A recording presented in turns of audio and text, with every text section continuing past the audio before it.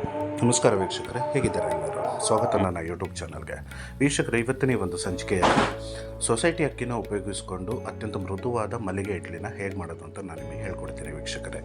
ಈ ಇಡ್ಲಿ ವೀಕ್ಷಕರೇ ಬೆಳಗ್ಗೆ ಮಾತ್ರ ಅಲ್ಲ, ನೀವು ಸಂಜೆ ತನಕ ಇಟ್ಟರೂ ಕೂಡ ಅಷ್ಟೇ ಮೃದುವಾಗಿರುತ್ತೆ. ತುಂಬಾ ಸಿಂಪಲ್ ಆ್ಯಂಡ್ ಈಸಿಯಾಗಿ ಬರೀ 4 ಪದಾರ್ಥಗಳನ್ನು ಹಾಕಿ ಮಾಡುವಂಥದ್ದು. ಬನ್ನಿ ವೀಕ್ಷಕರೇ, ಇದನ್ನು ಹೇಗೆ ಮಾಡೋದು ಅಂತ ನೋಡ್ಕೊಳ್ಳೋಣ. ಅದಕ್ಕೂ ಮುಂಚೆ ನನ್ನ ಚಾನಲ್ನ ಸಬ್ಸ್ಕ್ರೈಬ್ ಮಾಡ್ತಾ ಇದ್ದರೆ ಸಬ್ಸ್ಕ್ರೈಬ್ ಮಾಡಿ, ಈ ವಿಡಿಯೋನ ಲೈಕ್ ಮಾಡಿ, ಆದಷ್ಟು ಜನರಿಗೆ ಶೇರ್ ಮಾಡಿ ವೀಕ್ಷಕರೇ. ನಾನು ನಿಮ್ಮ ಗುರುಪ್ರಸಾದ್. ವೀಕ್ಷಕರೇ ನಾನಿಲ್ಲಿ ಸೊಸೈಟಿ ಅಕ್ಕಿ ತೊಗೊಂಡಿದ್ದೀನಿ ವೀಕ್ಷಕರೇ. ಬೆಳಗ್ಗೆನೇ ನಾನು ಇದನ್ನು ಕ್ಲೀನಾಗಿ ತೊಳೆದು ನೆನೆ ಇಟ್ಟಿದ್ದೆ ವೀಕ್ಷಕರೇ. ನೋಡಿ, ಆ ಗ್ಲಾಸಲ್ಲಿ ನಾನು ಟೋಟಲ್ 3 ಗ್ಲಾಸ್ ತೊಗೊಂಡಿದ್ದೀನಿ ವೀಕ್ಷಕರೇ. ಇಲ್ಲಿ ಓಕೆ, ನೀರಿನ ಗ್ಲಾಸಲ್ಲಿ 3 ಗ್ಲಾಸ್ನ ತೊಗೊಂಡಿದ್ದೀನಿ. ಬೆಳಗ್ಗೆನೆ ಚೆನ್ನಾಗಿ ಅದನ್ನೆಲ್ಲ 2-3 ಸತಿ ವಾಶ್ ಮಾಡಿ ಬೆಳಗ್ಗೆ ಒಂದು 10-11 ಗಂಟೆಗೆ ನಾನು ಅದನ್ನು ವಾಶ್ ಮಾಡಿ ಇಟ್ಟಿದ್ದೆ ವೀಕ್ಷಕರೇ. ಈಗ ಹೆಚ್ಚು ಕಡಿಮೆ ಸಂಜೆ 6 ಗಂಟೆ ಆಗಿದೆ. ಈ ಟೈಮಲ್ಲಿ ರುಬ್ತಾ ಇದ್ದೀನಿ ವೀಕ್ಷಕರೇ. ಇನ್ನು ಈ ಕಪ್ಪಲ್ಲಿ ನಾನು 1 ಕಪ್ ಆಗುವಷ್ಟು ಉದ್ದಿನ ಬೇಳೆಯನ್ನು ನೆನೆ ಹಾಕಿದ್ದೆ ವೀಕ್ಷಕರೇ. ಆ ಕಪ್ಪನ್ನು ತೋರಿಸಿ ನೋಡಿ. 1 ಟೀ ಕಪ್ ಬರುತ್ತಲ್ಲ, ಆ ಟೀ ಕಪ್ಪಲ್ಲಿ 1 ಕಪ್, 3 ಗ್ಲಾಸ್ ಅಕ್ಕಿಗೆ 1 ಟೀ ಕಪ್ ಉದ್ದಿನ ಬೇಳೆಯನ್ನು ಹಾಕೊಬೇಕು ವೀಕ್ಷಕರೇ. ಹಾಗೆ ಅದೇ ಗ್ಲಾಸಲ್ಲಿ 1 ಕಪ್ ಅವಲಕ್ಕಿನ ನೆನೆ ಹಾಕಿದ್ದೀನಿ ವೀಕ್ಷಕರೇ. ಗಟ್ಟಿ ಅವಲಕ್ಕಿನ ನಾನಿಲ್ಲಿ ತೊಗೊಂಡಿದ್ದೀನಿ ವೀಕ್ಷಕರೇ. ಹಾಗೆ ನಾನಿಲ್ಲಿ ಬೆಳಗ್ಗೆನೇ ಅನ್ನ ಮಾಡಿ ಅದರಲ್ಲಿ ಸ್ವಲ್ಪ ಅಂದರೆ ಒಂದು 50-100 ಗ್ರಾಮ್ ಆಗುವಷ್ಟು ಅನ್ನನ ನಾನಿಲ್ಲಿ ನೀರಲ್ಲಿ ನೆನೆ ಹಾಕಿದ್ದೀನಿ ವೀಕ್ಷಕರೇ. ಬನ್ನಿ ಇವಾಗ ಇದನ್ನೆಲ್ಲ ರುಬ್ಕೊಳ್ಳೋಣ.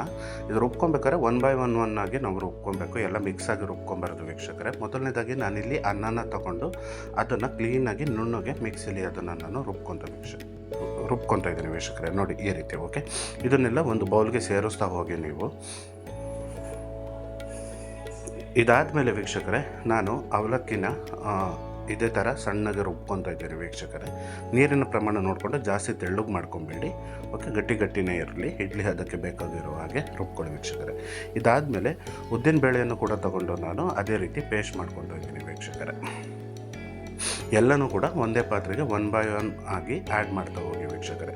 ಈಗ ಕೊನೆಯದಾಗಿ ಅಕ್ಕಿ ಏನಿದೆ, ಅಕ್ಕಿನೆಲ್ಲ ಹಾಕಿಬಿಟ್ಟು ನಾನು ಚೆನ್ನಾಗಿ ರುಬ್ಕೊತಾ ಇದ್ದೀನಿ ವೀಕ್ಷಕರೇ. ಈಗ ನೋಡಿ ವೀಕ್ಷಕರೇ, ಎಲ್ಲ ಕೂಡ ರುಬ್ಕೊಂಡು ಒಂದು ಬೌಲ್ಗೆ ಹಾಕ್ಕೊಂಡಿದ್ದೀನಿ. ಇದಕ್ಕೆ ನಾನು 1.5 ಸ್ಪೂನು ಉಪ್ಪು ಹಾಕ್ಕೊತಾ ಇದ್ದೀನಿ ವೀಕ್ಷಕರೇ. ಉಪ್ಪನ್ನು ಹಾಕಿ ಅದನ್ನು ಚೆನ್ನಾಗಿ ಮಿಕ್ಸ್ ಮಾಡಬೇಕು. ಆ 4 ಪದಾರ್ಥಗಳು ಕೂಡ ವೀಕ್ಷಕರೇ ಚೆನ್ನಾಗಿ ಮಿಕ್ಸ್ ಆಗಬೇಕು. ಇಲ್ಲಿ ನೋಡಿ ವೀಕ್ಷಕರೇ, ನಾನು ಯಾವುದೇ ರೀತಿ ಸೋಡಾ ಆಗಲಿ ಇನ್ನೇನು ಉಪಯೋಗಿಸ್ತಾ ಇಲ್ಲ. ಬೆಳಗ್ಗೆ ಹೊತ್ತಿಗೆ ಇದು ಯಾವ ಥರ ಹುದುಗ್ ಬಂದಿರುತ್ತೆ ಅಂತ ನಾನು ನಿಮಗೆ ತೋರಿಸ್ತೀನಿ ವೀಕ್ಷಕರೇ. ಇದೆಲ್ಲ ಕಲಸಾದ್ಮೇಲೆ ನಾವು ಇದನ್ನು ಬೆಳಗಿನ ತನಕನೂ ಕುದಿಗೋಗಿ ಬಿಡಬೇಕು. ಅದಕ್ಕೋಸ್ಕರ ನಾನೊಂದು ಪಾತ್ರೆಯಲ್ಲಿ ಬಿಸಿನೀರನ್ನ ತೊಗೊಂಡು ಅದನ್ನು ಚೆನ್ನಾಗಿ ಕಾಯಿಸ್ಕೊಂಡು ಒಂದು ತಟ್ಟೆ ಇಟ್ಟು ಅದರೊಳಗಡೆ ಇಟ್ಬಿಟ್ಟು ಅದ್ರ ಮೇಲೆ ಇಡ್ಲಿ ಏನೋ ರುಬ್ಬಿರೋವಂಥ ಹಿಟ್ಟನ್ನು ಇಟ್ಬಿಟ್ಟು ತಟ್ಟೆನ ಕ್ಲೋಸ್ ಮಾಡ್ತಾಯಿದ್ದೀನಿ ವೀಕ್ಷಕರೇ. ಅದಕ್ಕೆ ಕೆಳಗಡೆ ತಟ್ಟೆ ಏನಕ್ಕೆ ಇಟ್ಟಿದ್ದೀನಿ ಅಂದರೆ ಬೆಳಗ್ಗೆ ಹೊತ್ತಿಗೆ ಹುದುಗ್ ಬಂದು ಎಲ್ಲ ಕಡೆ ಹರಡಿರುತ್ತೆ. ಸೊ ಅದಕ್ಕೋಸ್ಕರ ತಟ್ಟೆಯನ್ನು ಇಟ್ಟಿದ್ದೀನಿ ವೀಕ್ಷಕರೇ. ಈಗ ನೋಡಿ ವೀಕ್ಷಕರೇ, ಬೆಳಗ್ಗೆ ಆಗಿದೆ. ಈ ರೀತಿ ಎಷ್ಟು ಚೆನ್ನಾಗಿ ಹುದುಗ್ ಬಂದಿದೆ ನೋಡಿ. ಇಡ್ಲಿ ಹಿಟ್ಟು ತುಂಬಾ ಚೆನ್ನಾಗಿ ಹುದುಗ್ ಬಂದಿದೆ ವೀಕ್ಷಕರೇ. ನೀವು ಈ ಹಿಟ್ಟಲ್ಲಿ ಬೇಕಾದರೆ ದೋಸೆನೂ ಕೂಡ ಮಾಡ್ಕೊಬೋದು. ಇಷ್ಟೇ ಇಂಗ್ರೀಡಿಯೆಂಟ್ ಆಗಿಬಿಟ್ಟು ದೋಸೆನೂ ಮಾಡ್ಕೊಳ್ಳಿ. ದೋಸೆನೂ ಕೂಡ ತುಂಬ ಚೆನ್ನಾಗಿ ಬರುತ್ತೆ ವೀಕ್ಷಕರೇ. ಇದನ್ನೆಲ್ಲ ಕ್ಲೀನಾಗಿ ಮಿಕ್ಸ್ ಮಾಡ್ಕೊಬೇಕು. ಈ ಹುದುಗ್ ಬಂದಿರೋದು ಎಲ್ಲ ಇರುತ್ತಲ್ಲ, ಅದನ್ನೆಲ್ಲ ಕ್ಲೀನಾಗಿ 1-2 ನಿಮಿಷ ಚೆನ್ನಾಗಿ ಮಿಕ್ಸ್ ಮಾಡ್ಕೊಳ್ಳಿ ವೀಕ್ಷಕರೇ. ನೋಡಿ, ಇವಾಗ ಈ ರೀತಿ ಆಗಿದೆ. ಹೆಚ್ಚು ಕಡಿಮೆ ಒಂದು 50% ಹಿಟ್ಟು ಇನ್ನೂ ಗ್ರೋ ಆಗಿರುತ್ತೆ ವೀಕ್ಷಕರೇ. ಈ ರೀತಿ ಬಿಸಿನೀರಲ್ಲಿ ಇದು ಮಾಡಿಟ್ರು. ಈಗ ನಾನು ಇಡ್ಲಿ ಪಾತ್ರೆಗೆ ಇಲ್ಲಿ ಎಣ್ಣೆನ ಸವರ್ಕೊತಾ ಇದ್ದೀನಿ. ಎಣ್ಣೆನ ಸವರ್ಕೊಂಡು ಅದಕ್ಕೆ ಎಲ್ಲದಕ್ಕೂ ಹಿಟ್ಟು ಹಾಕ್ಕೊತಾ ಇದ್ದೀನಿ ವೀಕ್ಷಕರೇ.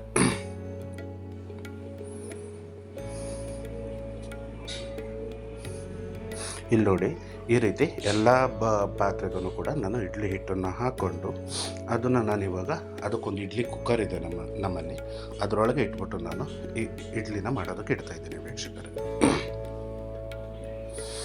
ಜಸ್ಟ್ ಒಂದು 10-15 ನಿಮಿಷದಲ್ಲಿ ಇಡ್ಲಿ ಆಗೋಗುತ್ತೆ ವೀಕ್ಷಕರೇ ಈ ಕುಕ್ಕರಲ್ಲಿ. ನೀವು ಕೂಡ ಬೇಕಾದ್ರೆ ಈ ರೀತಿ ಕುಕ್ಕರ್ನ ಯೂಸ್ ಮಾಡಿ. ಈಗ ನೋಡಿ ವೀಕ್ಷಕರೇ, ಇಡ್ಲಿ ಬೆಂದಾಗಿದೆ.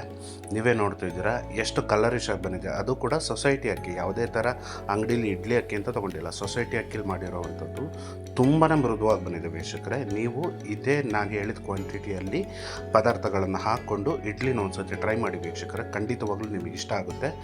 ಈ ವಿಡಿಯೋ ನಿಮಗೆ ಇಷ್ಟ ಆದರೆ ನೀವು ಇಡ್ಲಿ ಮಾಡಿದ ಮೇಲೆ ನನ್ನ ವಿಡಿಯೋನ ನೋಡಿ ಲೈಕ್ ಮಾಡಿ, ನನ್ನ ಚಾನಲ್ಗೆ ಸಬ್ಸ್ಕ್ರೈಬ್ ಮಾಡಿ ವೀಕ್ಷಕರೇ. ನಾನು ಇದ್ರ ಜೊತೆಗೆ ಹಿತ್ಕಿದ ಅವರೆಕಾಳದ್ದು ಸಾಂಬಾರು ಕೂಡ ಮಾಡ್ಕೊಂಡಿದ್ದೆ. ತುಂಬಾ ಚೆನ್ನಾಗಿತ್ತು ಕಾಂಬಿನೇಷನ್ನು. ಅದ್ರ ವೀಡಿಯೋನು ಕೂಡ ನಾನು ಹಾಕಿದ್ದೀನಿ, ಆಲ್ರೆಡಿ ಅಪ್ಲೋಡ್ ಮಾಡಿದ್ದೀನಿ ವೀಕ್ಷಕರೇ. ನೀವು ಅದೇ ರೀತಿ ಹಿತ್ಕಿದ ಅವರೆಕಾಳು ಸಾಂಬಾರನ್ನ ಮಾಡಿಕೊಂಡು ಇಡ್ಲಿ ಜೊತೆಗೆ ತಿನ್ನಿ ವೀಕ್ಷಕರೇ. Awesome combination. ಥ್ಯಾಂಕ್ ಯು ವೀಕ್ಷಕರೇ, ಧನ್ಯವಾದಗಳು.